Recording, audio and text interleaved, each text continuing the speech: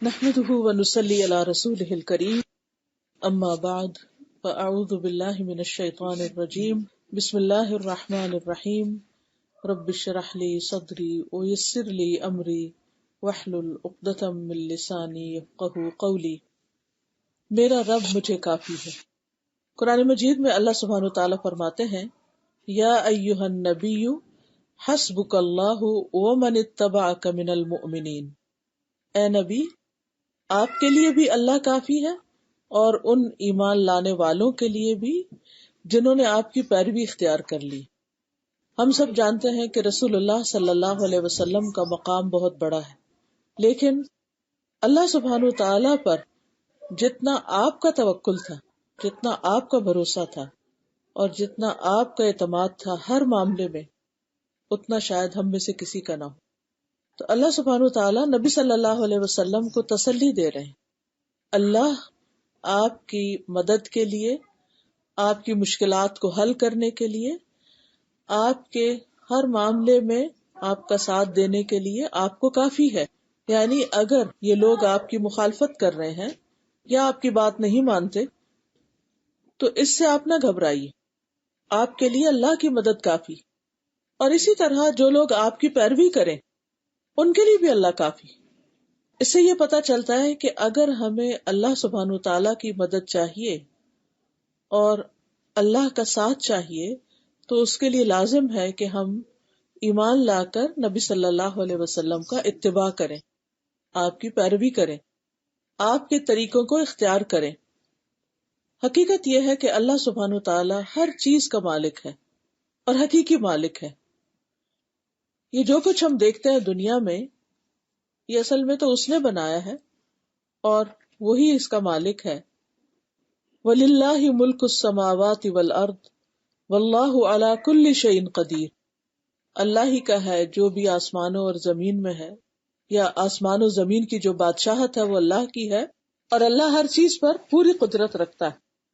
یعنی اس سیناریو میں اگر آپ دیکھیں کہ جب ہمیں کسی بھی چیز کا خوف ہوتا ہے کہ وہ ہمیں نقصان دے گا یا وہ ہمیں پریشان کرے گا یا یہ کام کیسے ہوگا، ہم کیا کریں، اور کتنے ہی معاملات ہوتے ہیں جن میں ہم اپنے آپ کو بے بس پاتے ہیں کہ یہاں ہمارا کوئی زور نہیں، ہم کچھ نہیں کر سکتے۔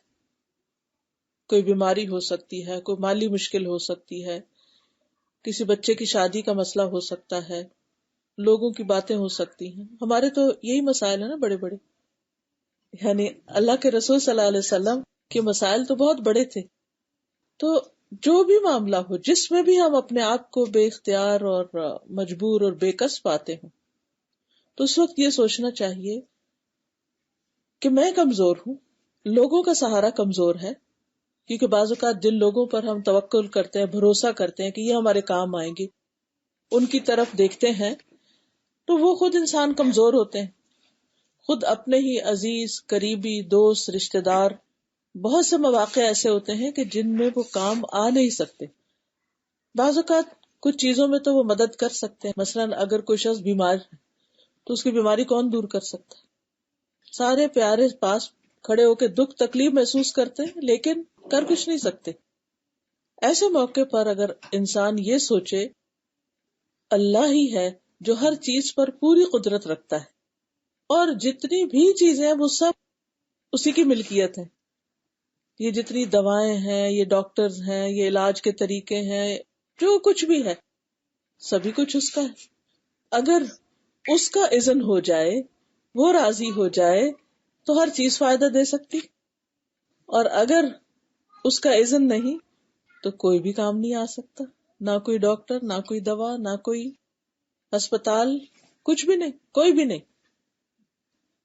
اس لیے انسان کو ہر معاملے میں اصل بھروسہ اور توکل اور اعتماد اللہ ہی کی ذات پر کرنا چاہیے کہ کرنا اس نے ہے، کیونکہ ہر کام کا مکمل اختیار رکھنے والا وہ ہے۔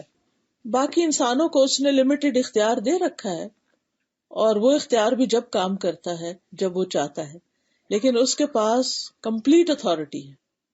ابو تمیمہ اپنی قوم کے ایک آدمی سے روایت کرتے ہیں کہ انہوں نے کہا کہ میں ایک مرتبہ رسول اللہ صلی اللہ علیہ وسلم کے پاس حاضر ہوا کہ ان کے پاس ایک آدمی آیا اور کہنے لگا کیا آپ ہی اللہ کے رسول ہیں؟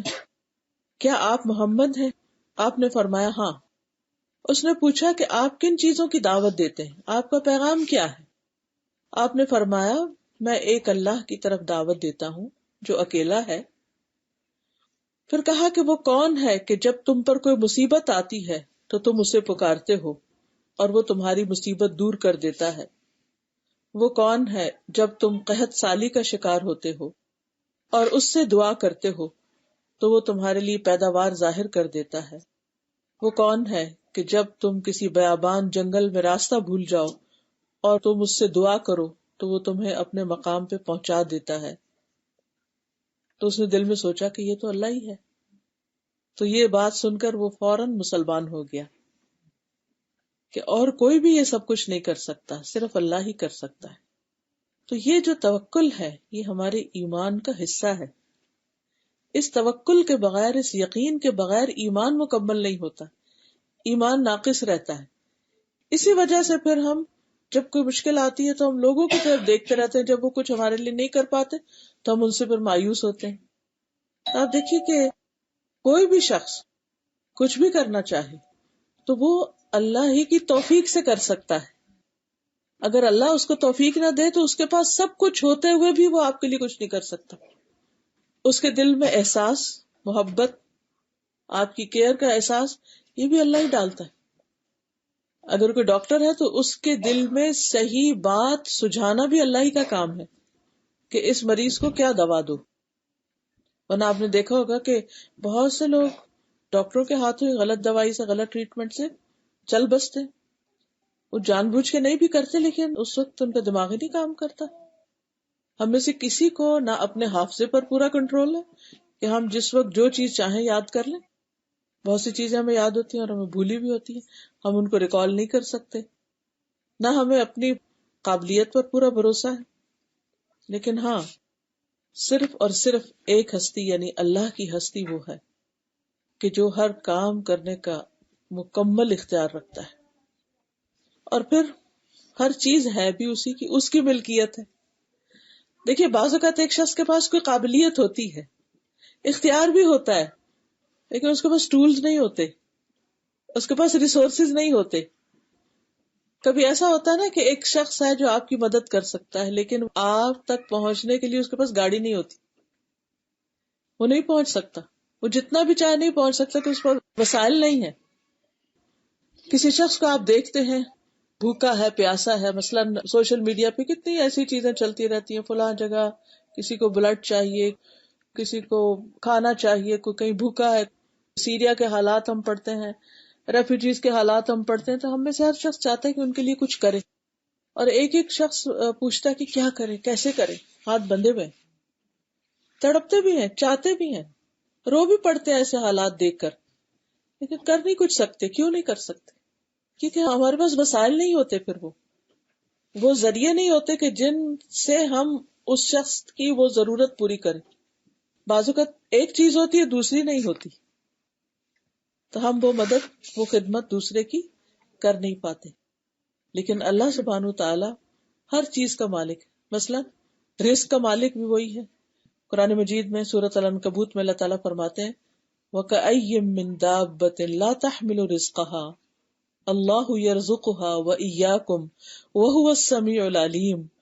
کتنے ہی چلنے والے جاندار ایسے ہیں جو اپنا رزق اٹھا کے نہیں پھرتے، لا تحمل رزقها۔ اب آپ دیکھیں چھوٹے چھوٹے کیڑے مکوڑے جانور گھوم رہے ہیں، پھر رہے ہیں، چھوٹی چھوٹی آنکھیں ہیں، چھوٹا سا دماغ ہے، لیکن اپنا رزق کیسے کیسے تلاش کر لیتے ہیں اور جی رہے ہیں۔ نہ انہوں نے کہیں جمع کیا ہوا ہے، نہ اپنے پیٹھ پہ لاد کے پھر رہے ہیں، لیکن کون رزق دیتا ان کو؟ کس نے سمجھ دی کہ کہاں پہنچو اور کہاں سے تمہیں کھانا ملے گا؟ اگر ایک وقت کھایا تو اگلے وقت کا کچھ پتا نہیں ان کو، بلینک کہ آگے کیا ہوگا، لیکن اگلے وقت کا بھی مل جاتا ہے۔ تو یہ اللہ ہی رزق کا مالک ہے۔ تو اگر انسان رزق کی کمی کا شکار ہو، رزق کی طرف سے پریشانی ہو، تو ہمیشہ سوچے کہ اللہ اتنی مخلوق کو کھلا رہا ہے، کیا مجھے نہیں کھلائے گا؟ اور پھر اس کے بعد فرمایا وَهُوَ السَّمِيعُ الْعَلِيمُ، وہ سننے والا ہے، جاننے والا ہے، تمہارے حالات بھی جانتا ہے، تمہاری دعائیں بھی سنتا ہے. اس کو پکارو، اس سے مدد مانگو، وہ دے گا. اور خوف سے باہر نکل آؤ، پریشانی نہ کرو، کیونکہ اس سے کوئی معاملہ درست نہیں ہوتا، سدھرتا نہیں ہے. اس وقت میں اللہ کو پکارو.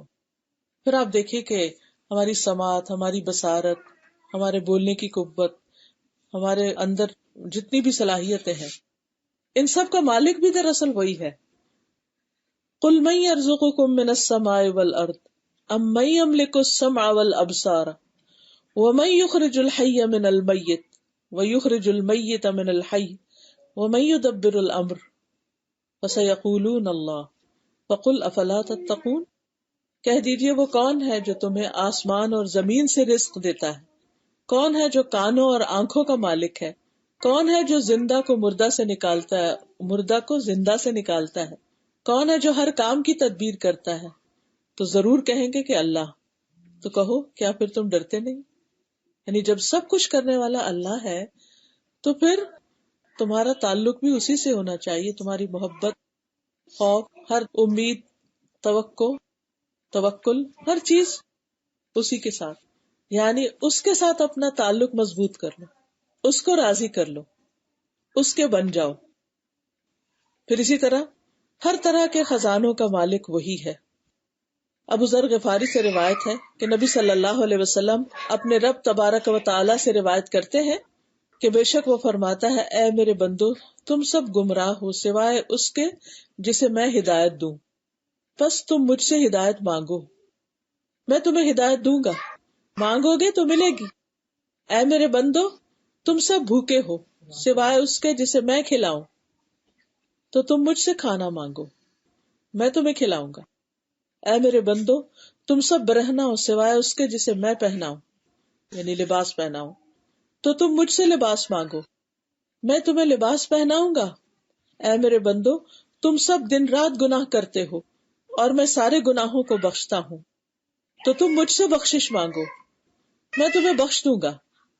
اے میرے بندو، اگر تم اولین و آخرین، پہلے اور آخری، اور جن اور انس ایک صاف چٹیل میدان میں کھڑے ہو کر مجھ سے مانگو اور میں ہر ایک کو جو وہ مجھ سے مانگے عطا کر دوں، تو پھر بھی میرے خزانوں میں کمی نہیں ہوگی مگر جتنی سمندر میں سوئی ڈال کر کمی ہوتی ہے.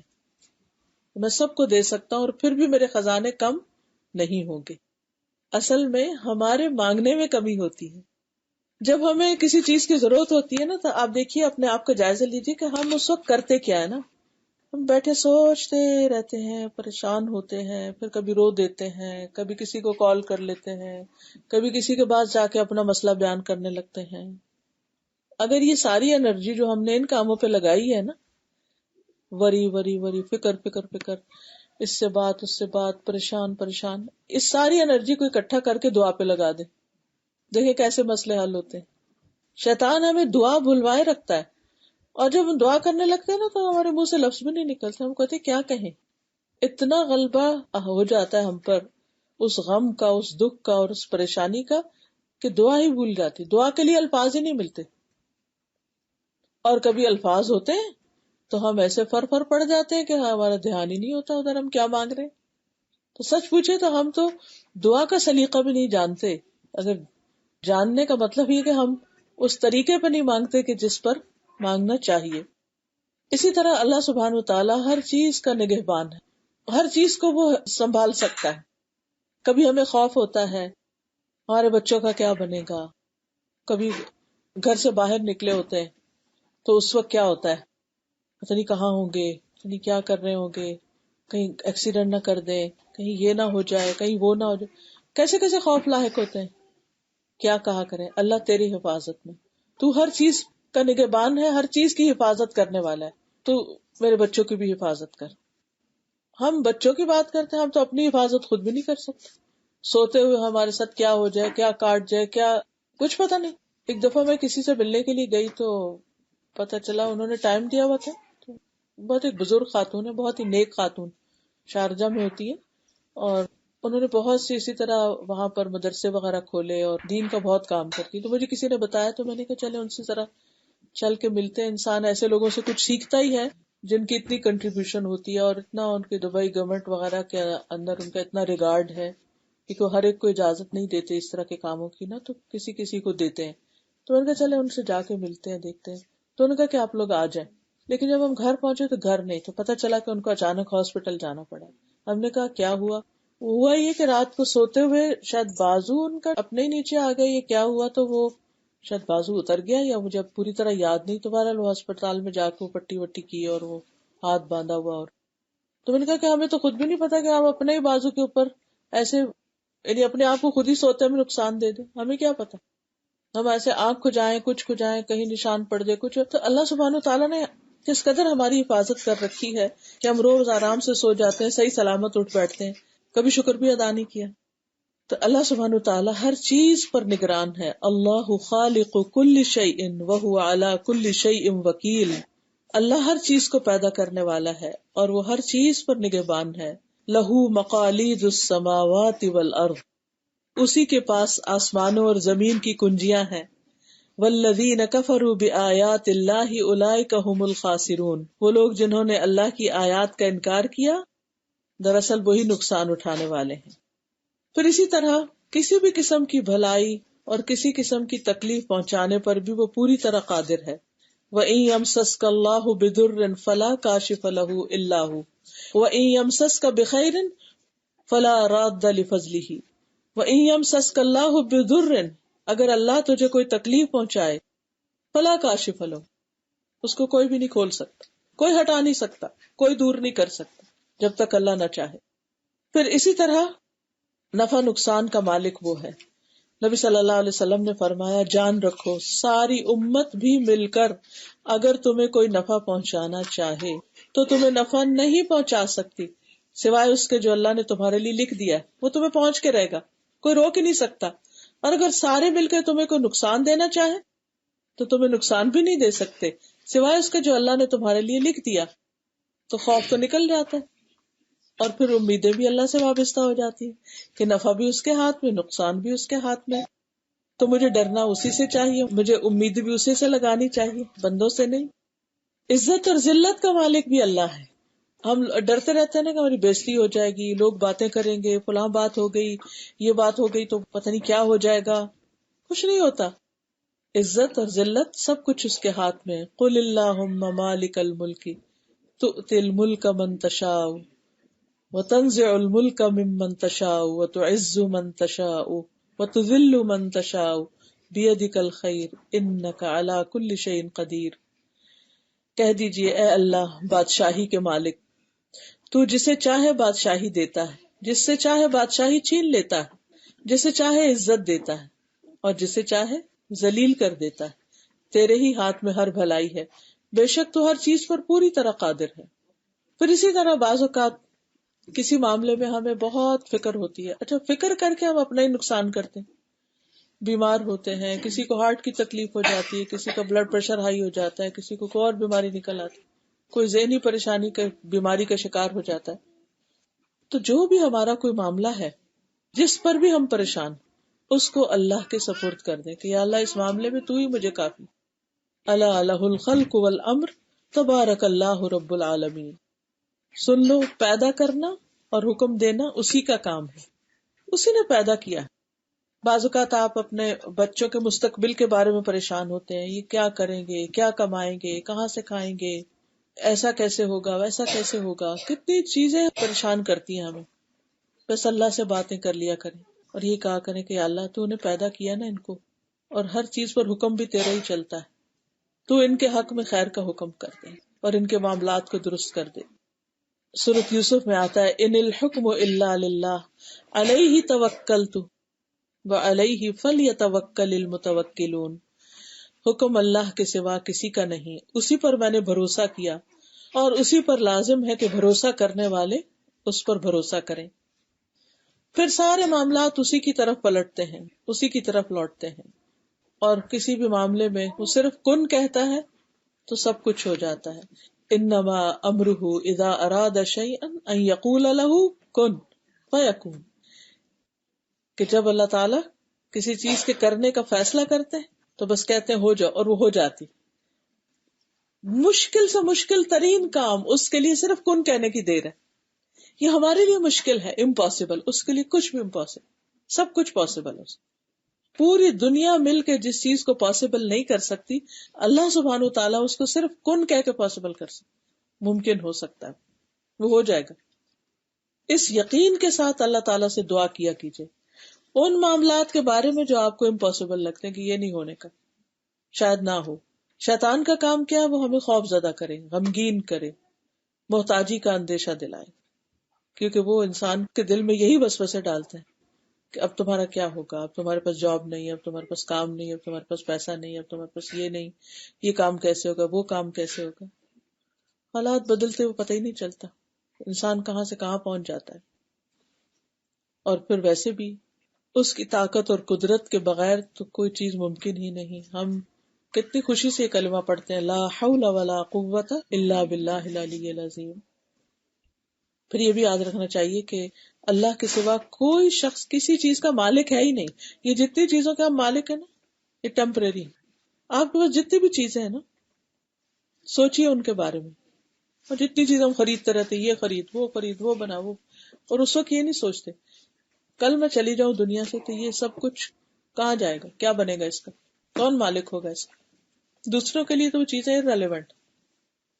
جن چیزوں میں میری جان ہے اور جن چیزوں کو میں اتنا اپریشیٹ کرتی ہوں، جن کو آج میں اپنی ملکیت کہتی ہوں، بس ہمارا تو وہی ہے جو ہم اپنے ہاتھ سے دے دیں یا استعمال کر لیں.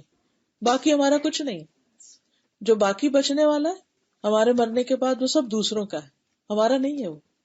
ہاں، اگر اپنی زندگی میں ہم اپنے ہاتھ سے کوئی بھی چیز، چھوٹی سی چیز کسی کو دیتے ہیں، چاہے کھجور کا آدھا ٹکڑا ہی کیوں نہ ہو، وہ ہمارا ہے، وہ ہمارے حصے میں لکھ دیا گیا اور وہ قیامت کے دن ہمیں مل جائے گا، وہ نہیں ضائع ہوا. جیسے نبی صلی اللہ علیہ وسلم گھر میں تشریف لائے تو بکری ذبح کی گئی تھی، تو آپ نے پوچھا کہ کچھ ہے، تو انہوں نے کہا کہ وہ بکری ذبح کی گئی تھی اور اس میں سے بس اتنا سا وہ ٹکڑا بچ گیا، باقی سب چلا گیا. تو آپ نے فرمایا نہیں، وہ بچ گیا ہے، یہ نہیں، یعنی جو دے دیا ہے وہ بچ گیا ہے، وہ محفوظ ہو گیا. تو ہمارا مائنڈ سارا دن اسی طرح کام کرتا ہے کہ جو کسی کو دے دیا وہ تو ہمارے ہاتھ سے نکل گیا، اور ہمارا تو وہ ہے جو ہمارے پاس ہے اس وقت. حالانکہ ہمارا یہ نہیں ہے جو ہمارے پاس ہے، ہمارا وہ ہے جو ہم نے دے دیا ہے. اور اس طرح پھر انسان کتنی خوشی سے دیتا ہے جو بھی دیتا ہے، اور دے کر بھی اللہ کا شکر ادا کرتا ہے کہ میں دینے کے قابل ہوا، کہ میرے آگے کے لیے کچھ جمع ہو گیا. اور اسی سے پھر انسان کے اندر اخلاص بھی آتا ہے. اسی سے پھر انسان کے اندر بندوں سے کوئی لالچ، ہرس، توقع، طمع نہیں رہتی. اور جب بندوں سے توقع نہیں رہتی تو پھر انسان مایوس بھی نہیں ہوتا کہ وہ ہمیں کیا رسپانس دیتے ہیں. ورنہ تو انسان اپنے بچوں سے اتنی توقعات لگا بیٹھتا ہے کہ اگر وہ ہماری مرضی کے مطابق نہیں چلتے تو ہم اسی پر ہی غمگین رہتے کہ اس نے ہمیں پوچھا نہیں، اس نے ہمارا خیال نہیں کیا، ایسا نہیں ہوا، ویسا نہیں. چھوٹی چھوٹی باتوں پر ہم ان سے ناراض ہوتے رہتے. اور یہ بات میں نے اپنے والد سے سیکھی تھی عملی زندگی میں. جب ہم پڑھ رہے تھے اور چھوٹے تھے تو وہ کہتے تھے کہ ہم جو کچھ بھی آپ کے لیے کرتے ہیں نا، تو ہم اس کو احسان نہیں سمجھتے، ہم اس کا صلہ اللہ سے چاہتے ہیں. میں نے کہا ہے، کیونکہ ہمارے تو آس پاس ہر کوئی یہ کہتا تھا میں نے بچوں کو ساتھ یہ کیا، وہ کیا، میرے بچے یہ کرتے. لوگ عام طور پر جو کمپلینٹس کرتے رہتے ہیں. تو یہ بالکل ایک نئی سی بات میں نے سیکھی کہ ہم اس کا بدلہ اللہ سے چاہتے ہیں. ہمیں کچھ بھی توقع نہیں کہ آپ ہمارے لیے کچھ کریں، بس آپ اللہ کو راضی کریں.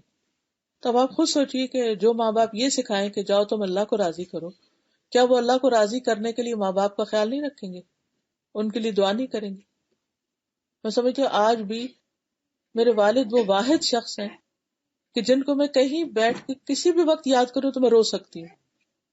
وہ محبت کس نے ڈالی؟ وہ محبت صرف اس لیے نہیں تھی کہ وہ میرے باپ تھے، وہ محبت اس لیے تھی کہ انہوں نے اللہ سے جوڑا اور اللہ کی پہچان کروائی، اور اپنی عملی زندگی کی مثال سے ہمیں سکھایا کہ ہر کام اللہ کے لیے کرتے ہیں. ایون جو بچے اللہ نے دیے یہ بھی اللہ کے ہیں، امانت ہے ہمارے پاس، اور ان پر جو کچھ ہم خرچ کریں وہ بھی اللہ کی رضا کے لیے کر رہے ہیں. اور یہ جو کچھ بھی اچھے کام کریں اس کا بدلہ ہم وہاں چاہتے ہیں. اگر وہ پڑھ لکھ جائیں، آگے پڑھیں پڑھائیں، تو وہ بھی ہمارے آخرت کے لیے اجر کا باعث بنے. ان کی طرف سے ہمیں کیا جواب ملتا ہے اور کیا نہیں، اس کی فکر نہیں. اور میں سوچتی ہوں کہ میں اپنے بہن بھائیوں میں سب سے بڑی تھی اور شادی جلدی ہو گئی جب تک میری شادی ہوئی تو اس وقت ماشاءاللہ وہ ہیلدی تھے، صحت مند، بعد میں بھی کافی عرصہ رہے، تو مجھے ان کی کسی خدمت کا موقع نہیں ملا، بس سوائے اس کے چھوٹی موٹی جو جیسے ہوتا پڑھنے لکھنے کے دوران گھر میں. تو میں سوچتی ہوں کہ ان کی نیت بھی کیسے کام آئی نا، کہ ہم ان کے لیے عملی طور پہ کچھ نہیں کر سکے، لیکن جو انہوں نے پڑھایا لکھایا سکھایا وہ آگے دے رہے ہیں اور ان کے لیے دعائیں کرتے ہیں. میں میک شور کرتی کہ کوئی دن میری زندگی کا ایسا نہ جائے کہ میں ان کے لیے دعا نہ کروں. تو یہ ان کے لیے فائدہ مند ہے. لیکن جب ہم اپنی اولاد کو صرف دنیا کی محبت دیتے ہیں اور پھر ان کو اس لیے کسی قابل بناتے تاکہ وہ ہمیں کچھ کما کر دیں یا ہماری دنیا بنا دیں، تو پھر بعض اوقات وہ جب دنیا ان کے ہاتھ میں آتی ہے نا تو وہ کسی اور طرف رخ کر جاتے ہیں. پھر سوائے ڈپریشن کے کچھ ہاتھ نہیں آتا، صرف دکھی ہوتے ہیں کہ ہم نے ان کے ساتھ اتنا کیا اور اب ان کی شادی کی تو بیوی کو لے کے تو سلام دعا کا بھی روادار نہیں. اس کے بعد انسان جس طرح پھر ٹوٹتا ہے اولاد کی بے وفائی سے اور بے رخی سے، وہ کس قدر غم اور پریشانی کی بات بنتی.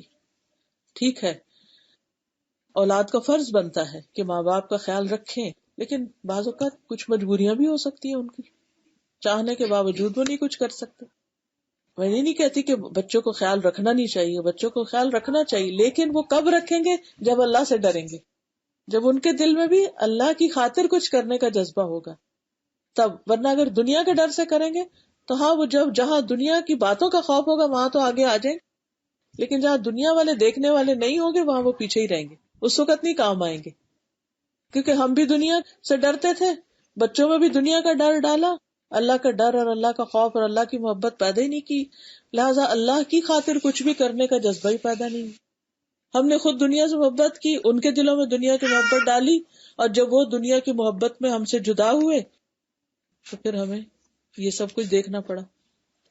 اور جو شخص اللہ پہ بھروسہ کرتا ہے تو اس معاملے میں پھر اللہ ہی سے بات کرتا ہے کہ اللہ میری اس مشکل، میری اس دکھ، میری اس تکلیف، میری اس پریشانی میں تو میری مدد کر.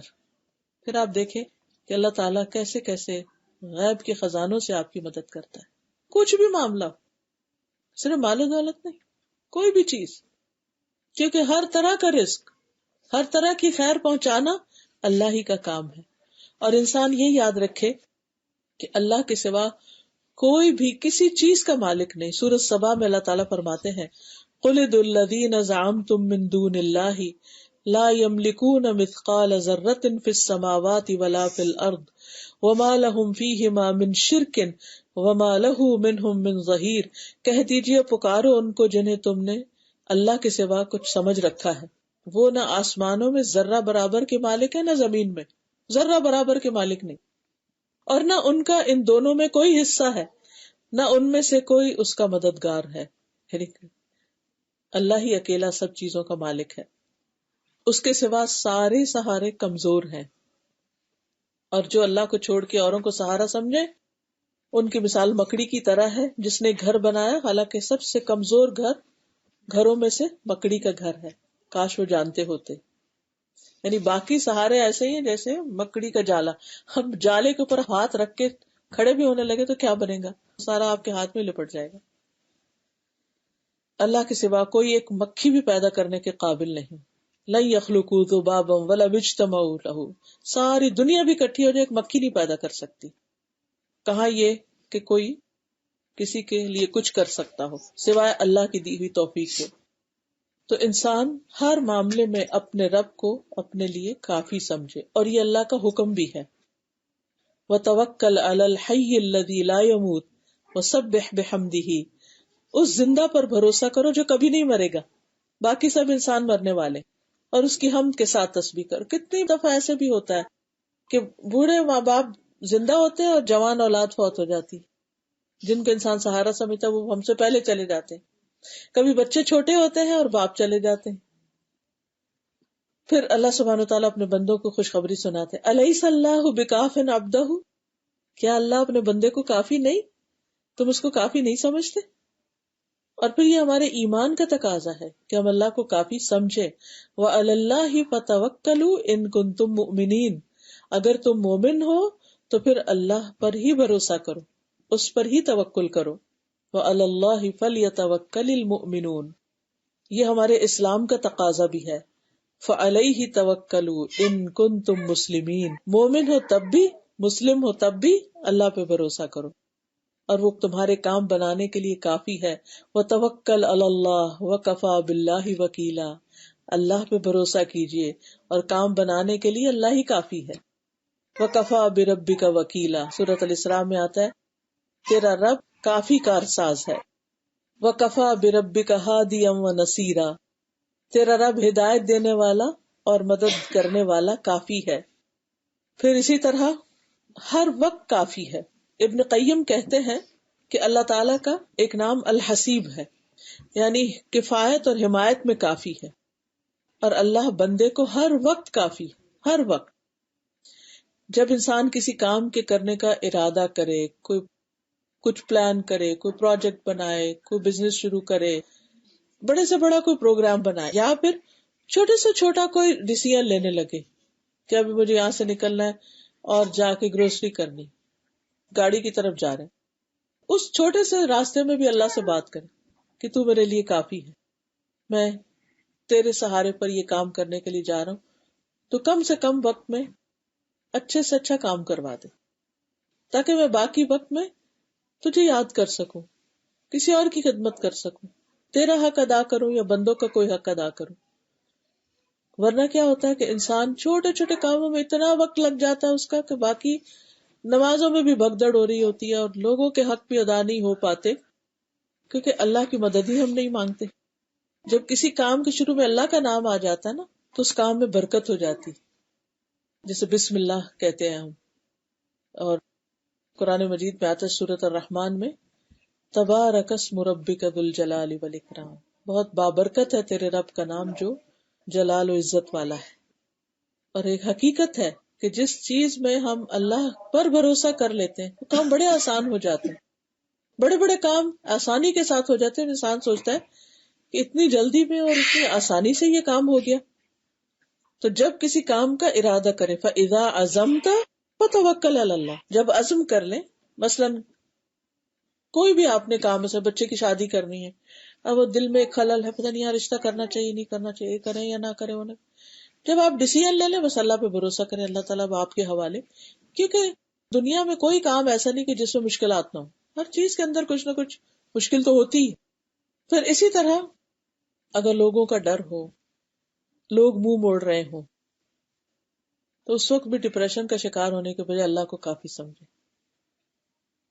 کل پرسوں میں پڑھ رہی تھی کسی کا مسئلہ، تو اس میں بچی نے لکھا ہوا ہو کہ کسی کاؤنسلر سے مشورہ کر رہی تھی کہ میری دوست نے مجھے چھوڑ دیا ہے تو اس کی وجہ سے میں بہت ڈپریشن میں چلی گئی.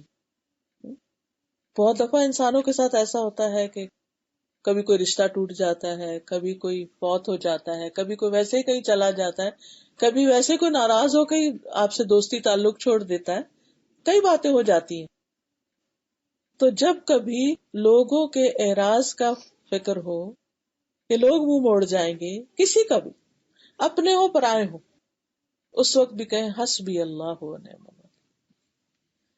کبھی آپ کسی کے ساتھ پارٹنرشپ کرتے ہیں کسی بزنس میں، کبھی کوئی عین کسی وقت میں آپ کو دھوکہ دے کے چلا جاتا ہے، یہ 100 مسئلے ہوتے ہیں لوگوں، کتنی شکایتیں پھر ہو جاتی ہیں لوگوں کو، اور اسی جھنجٹ میں ہی لوگ اپنا وقت ضائع کرتے رہتے ہیں. شکوے شکایتیں، اس نے یہ کر دیا، اس نے وہ کر دیا، کچھ غیبتیں ہو گئی، کچھ الزام ہو گئے، کچھ سچ کچھ جھوٹ، اور کچھ اپنے زخموں کو کریدتے رہتا ہے انسان.